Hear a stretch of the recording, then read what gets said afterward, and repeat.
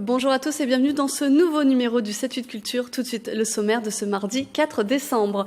Patienter avant Noël, c'est aussi possible en culture. L'Onde et le Micro-ondes de Vélizy-Villacoublay vous invitent à leur festival, un air de famille. Spectacles et performances sont au rendez-vous. Pour cette saison, le Prisme d'Elancourt mise sur le rire et propose même une soirée 100% humour. Artistes amateurs et reconnus vont se partager la scène le temps d'une soirée. Son troisième album, Anti-Slogan, est sorti en début d'année. Cheval Rex est une des figures montantes de la scène pop française et joue ce week-end à la batterie. Lors de cette page musicale, nous parlerons aussi d'Axel Bauer, le chanteur de Cargo, ou encore Éteins la lumière sera en concert à Montigny-le-Bretonneux. Avec décembre arrivent les célébrations des fêtes de fin d'année. Les centres d'art et salles de spectacle sont de la partie. Le Micro-ondes et l'Onde de Vélizy-Villacoublay vous proposent toute une programmation jusqu'au 21 décembre. Patrick Jacques de Dixmude pour les images. Pour ces fêtes de Noël, le Micro-ondes est le théâtre d'une histoire d'amour, celle de ces deux bonhommes de neige. Une œuvre en perpétuel mouvement pensée par les sculpteurs Cléda et Petit Pierre.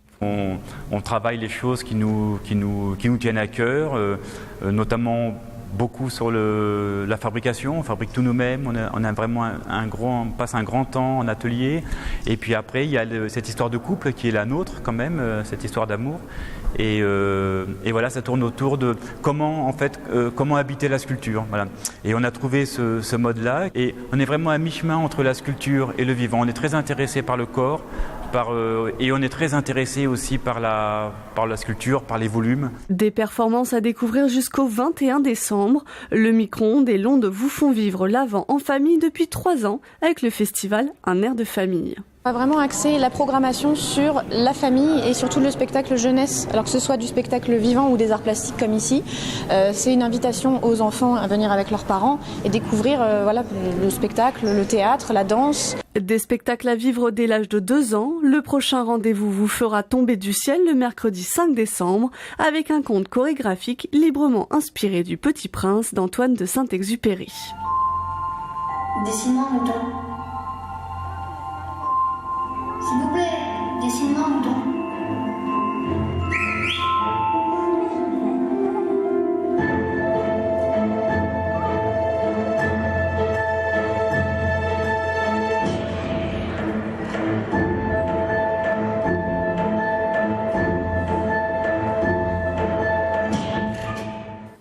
Vous allez aussi pouvoir patienter avant les fêtes à Saint-Quentin en Yvelines. La Commanderie vous invite à un Noël décalé, des ateliers à faire en famille, un bar pour échanger et des temps musicaux. Et c'est de ces derniers dont on va parler avec nos invités, Juliette Didier-Jean et Pascal Romano. Bonjour. Bonsoir. Alors Juliette Didier-Jean, vous êtes la directrice du rayonnement culturel de Saint-Quentin en Yvelines. Un nouvel événement à la Commanderie. Oui, tout à fait. Donc, la Commanderie, c'est un lieu qui est consacré à la programmation d'événements culturels, mais pas que, d'événements atypiques. Et donc, nous avons souhaité, pour la période de fin d'année, proposer un événement qui puisse rassembler un maximum d'habitants, notamment, pourquoi pas, les gens qui se sentent un peu seuls à cette période de l'année, et donc proposer un ensemble d'opérations qui vont de l'exposition de sapins d'artistes contemporains, par exemple, jusqu'à une programmation de concerts, de musique, d'ensemble, d'où le nom de l'opération Noël Ensemble. Alors justement, ces instants musicaux, chaque soir, un ensemble vocal et un ensemble instrumental. Pascal Romano, vous signez la direction artistique de ces rendez-vous. Comment vous les avez pensés ?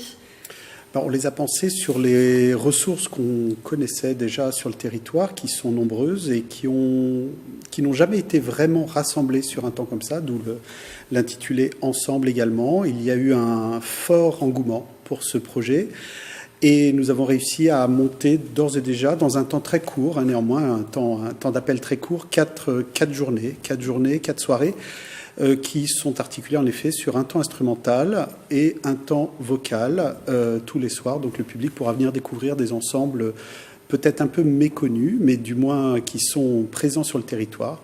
Et donc ce sont d'une part les associations, les conservatoires et toutes les ressources qui ont été appelées à participer à ce temps qui est conclu par un temps fort le samedi autour d'une fanfare qui viendra nous ponctuer cet événement cette année. Un fort engouement, ça veut dire qu'il a fallu faire des choix, j'imagine, dans les candidatures? Oui, il a fallu faire des choix, mais nous savons déjà que ce n'est que partie remise, puisque beaucoup souhaitaient aussi s'inscrire dans la durée et qui se sont donc inscrits ou préinscrits déjà même pour l'année à venir.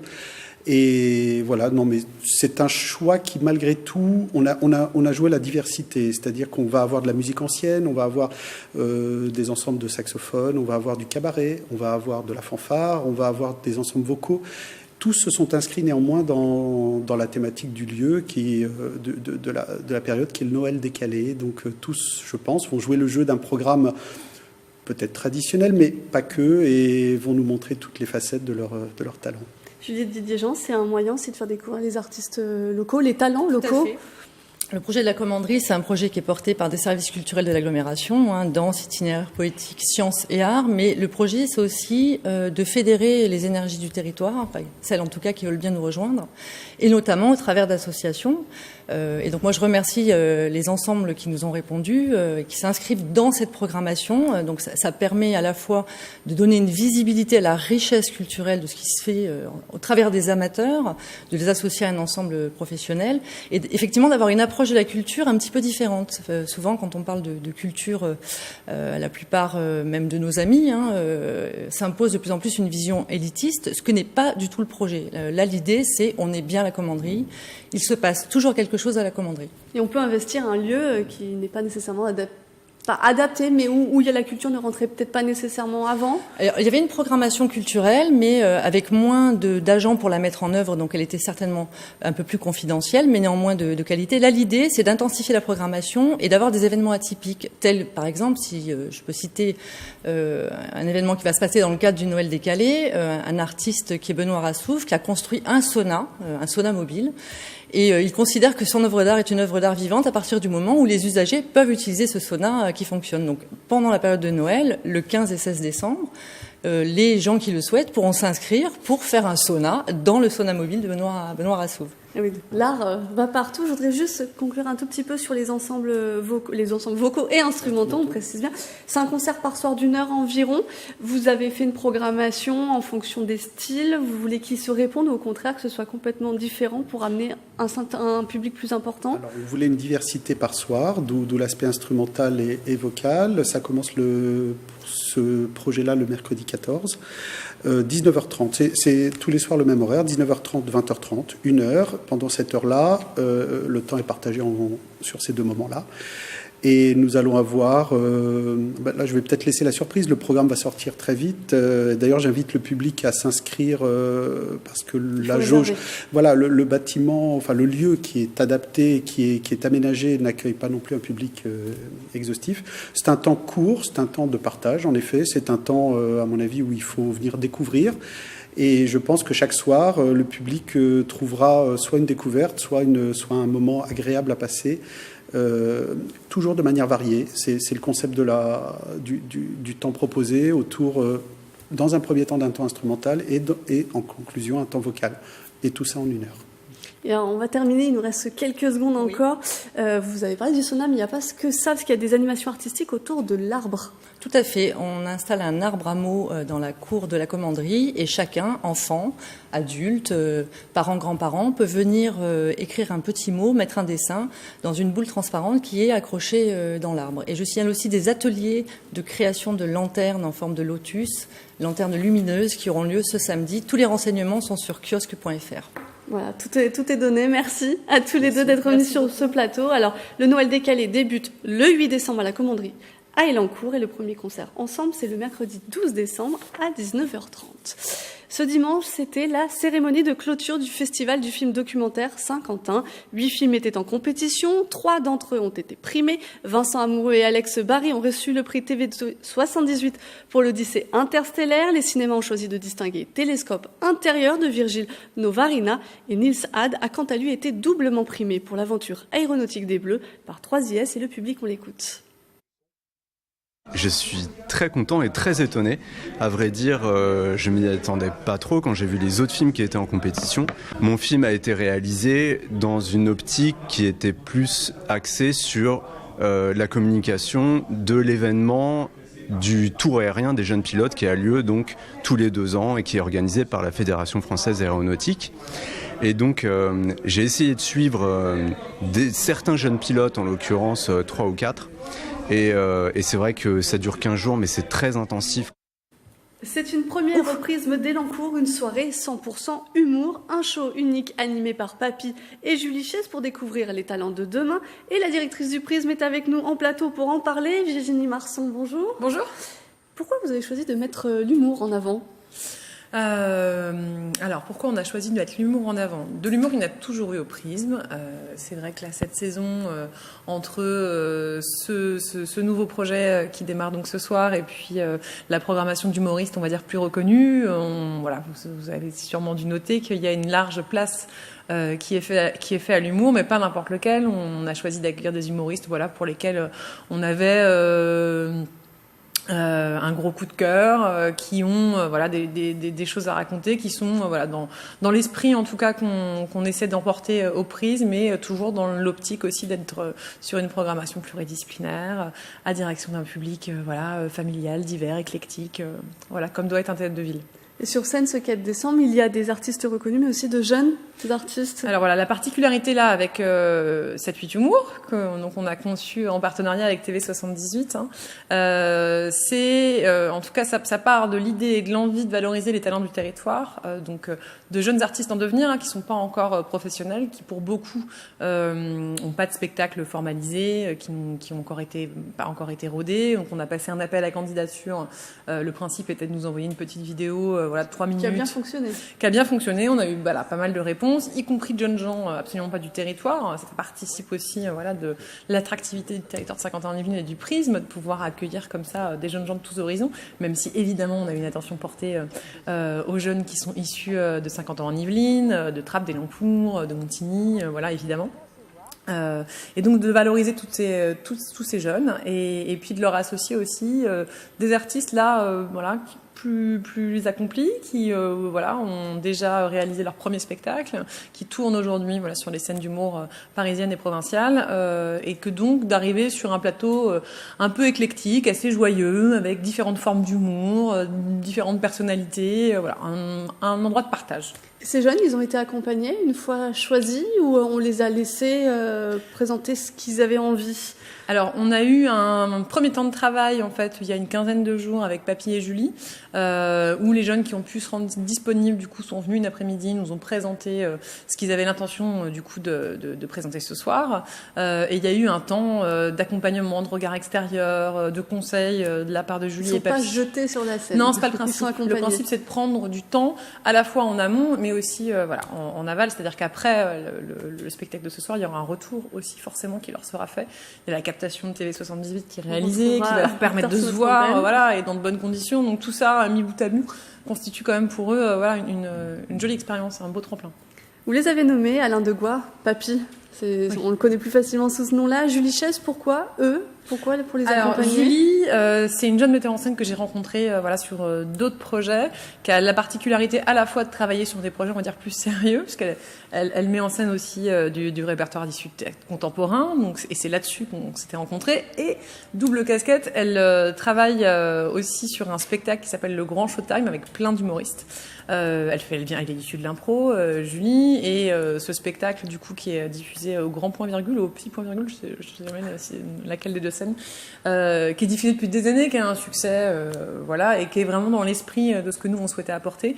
Et puis ces deux réseaux aussi différents, Papy et Julie, ce qui nous permettait, voilà, de faire travailler à la fois plus en lien avec le territoire, l'histoire de Papy, et puis voilà une ouverture autre, et puis très important, un homme et une femme sur la direction artistique.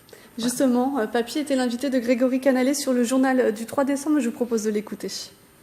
Dans le 7-8 Humour, c'est aussi de se dire que ce territoire qui a été quand même assez riche en talents, notamment humour, je vais pas rappeler tous ceux que j'ai suivis, mais il y en a un petit nombre. C'était Jamel Debbouze, il y en a bien Jamel, d'autres. Issa Doumbia, Arnaud de Saint-Mère, tous ces gens, Sophia Aram, tous ces gens qui viennent de ce terroir, font que je me suis dit, et c'est pour ça que Virginie est venue me chercher aussi, de dire il y a forcément encore une richesse là qui est pas encore assez exploité pour moi.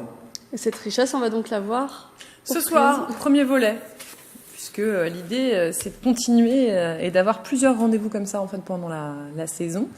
Donc trois plateaux sont posés sur la saison en cours, et puis d'autres suivront l'année prochaine, avec peut-être, c'est en discussion, l'idée de les faire tourner de manière nomade sur les salles d'autres salles partenaires de Saint-Quentin-en-Yvelines. Alors on le disait tout à l'heure, c'est aussi à l'image de la saison du Prisme, il y a notamment 9 dates d'humour, oui.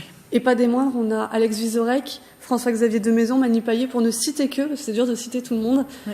C'était une volonté d'aller aussi et de faire rire votre public. Oui, puis c'est une demande aussi de nos spectateurs d'avoir accès à des grands noms de l'humour aujourd'hui sur leur territoire, dans leur théâtre, de faire vivre ce territoire pour tous les publics. Et c'est à la fois, vous l'avez dit, 9 dates d'humour, mais autant en danse, en théâtre, en jeune public. L'idée, c'est vraiment d'ouvrir au maximum et que ce soit le théâtre de tous les élans pourtois et plus largement aussi toujours de Saint-Quentin quand même. Voilà. Merci Virginie Marsan d'avoir accepté notre invitation. La soirée est déjà victime de son succès, mais vous pouvez la retrouver prochainement sur notre antenne.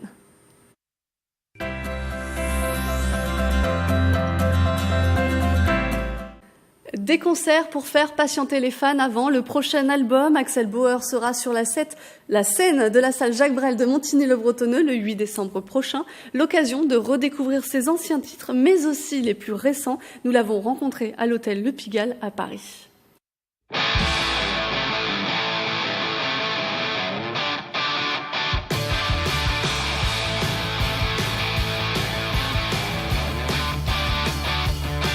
Axel Bauer est avant tout un amoureux de la guitare. Celui dont la voix rauque a marqué les années 80-90 ne cesse de composer en s'inspirant de cet instrument. Je travaille toujours beaucoup de la guitare et je dois dire que j'ai pas toujours été assidu dans ce travail-là. J'étais très assidu entre, on va dire, 15 et 22 ans. Et puis après, ma carrière a démarré avec Cargo. Et puis après, ça a pris le relais. Ça a pris différentes formes. Mais la guitare, c'est toujours ma passion. Et je m'exprime en tant qu'improvisateur sur scène, à travers des solos, à travers des parties de guitare. Sur les routes depuis 2016, l'artiste défend son dernier album, Live in Ferber, enregistré dans les célèbres studios parisiens. Un mélange alternant ses titres célèbres et autres morceaux tirés de 7 précédents albums. Il n'y avait pas eu de live dans mon travail et dans les années où j'étais chez Universal, c'était pas d'actualité. Ça manquait, je pense, à ma discographie, et d'autant que, vous voyez, un titre comme Éteins la lumière, aujourd'hui, en version live, il a plus de vues sur YouTube que la version originale. Parce que je pense que la version que je joue aujourd'hui de ce morceau, qui est sur ce live à Ferber, correspond plus à ce que je voulais faire dans les années 90, que je n'ai pas fait à ce moment-là. Un prochain album est en préparation pour l'année 2019. Avant de le découvrir, Axel Bauer continue sa tournée.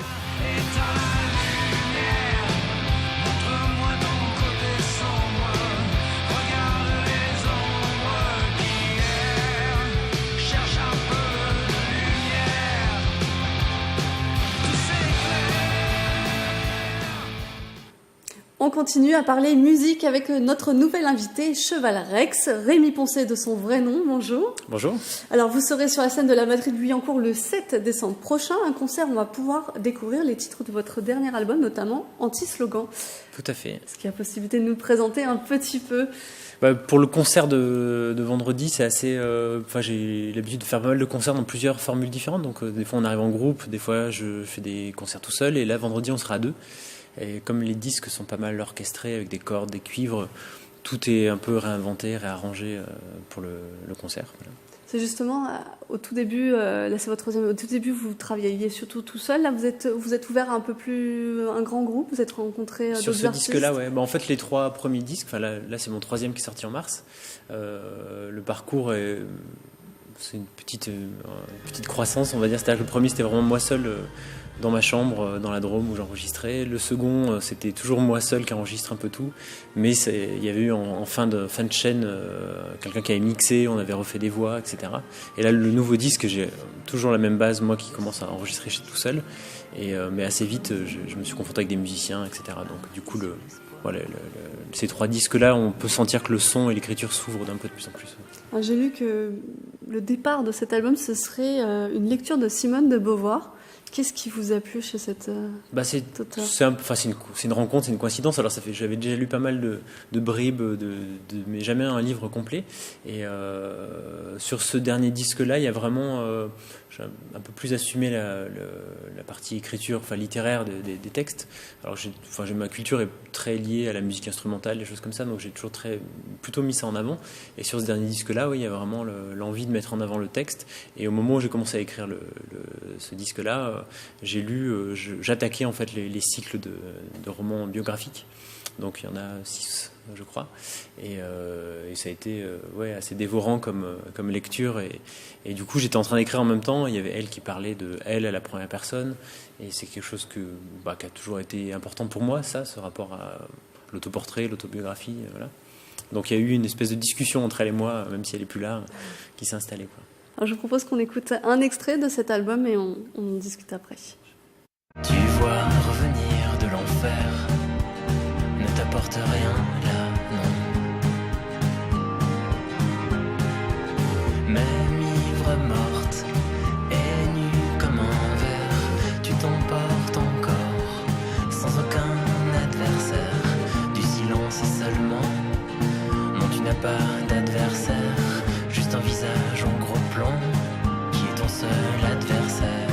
Du soir au matin, sommes-nous des sauvages? Vous vous interrogez sur vous dans vos titres, parce que vous parlez à la première personne, on vous voit, vous vous mettez beaucoup en scène. C'est une réflexion aussi sur vous-même ? Je crois que je ne saurais pas réellement faire autrement, en vrai, pour dire la vérité. C'est-à-dire que quand j'écris, je ne suis pas du tout dans la fiction, et à la fois je ne suis pas non plus dans quelque chose de très descriptif de ce que je vis, mais il y a une sorte d'état, je ne vois pas comment parler du monde autrement qu'à travers mon prisme à moi, en fait. Donc j'essaie toujours de contourner l'écueil de parler que de soi et de faire un disque un peu nombriliste. Et c'est ça qui m'a touché aussi chez de Beauvoir, c'est qu'il y a à un moment donné un élan qui est bien plus large que juste parler de soi. Mais effectivement, même dans les clips, effectivement, qu'on me voit à l'image, j'ai besoin d'être là. En fait, pendant très longtemps, j'ai plutôt été un peu planqué à faire mes disques dans mon coin. Et là, je crois qu'il y a un vrai besoin de se libérer aussi, peut-être. Ouais, d'assumer ça, en fait. De dire, voilà, c'est moi qui fais ça maintenant. Alors, on l'a entendu, votre pop, elle est plutôt intimiste. On est très vite bercé par votre voix.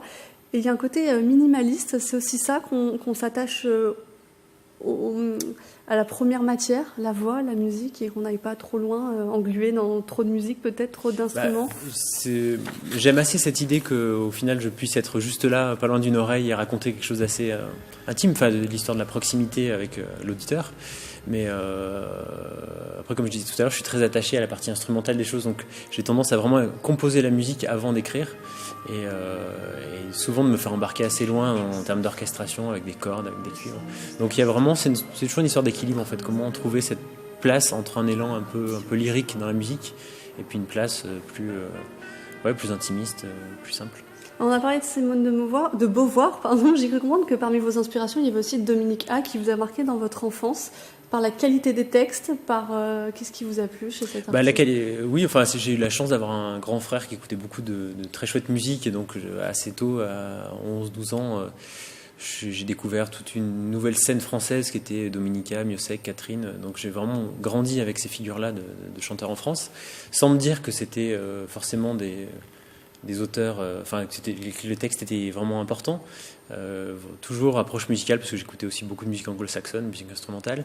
Mais c'est qu'avec le temps, en fait, je me dis, mais finalement, j'écoute pas tant de chansons françaises aujourd'hui, parce que souvent je suis rebuté par les mots, et cela reste.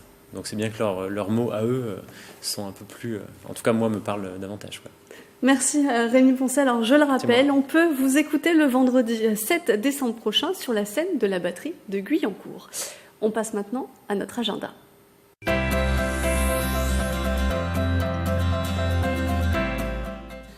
Et on continue en musique avec notre premier rendez-vous à l'espace Albert Camus. Vous pourrez écouter une artiste au timbre particulier avec sa voix alto, Robin McHale, est régulièrement comparée à Aretha Franklin ou Tina Turner. Et pour l'écouter, direction l'espace Albert Camus de Maurepas, un extrait. Do you believe God will hold you in his hand? stand on Judgment Day. Do you believe? Do you believe?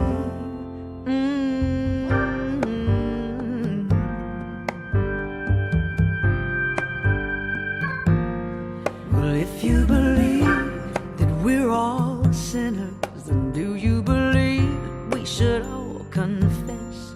If you believe there was Jesus, do you believe we'd be in such distress?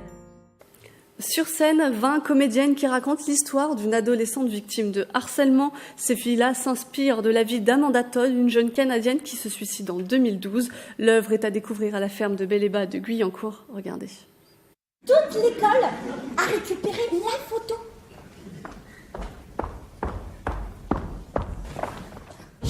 Then they can walk on by. Feeling helpless. Salut Scarlett, ici le magazine Playboy.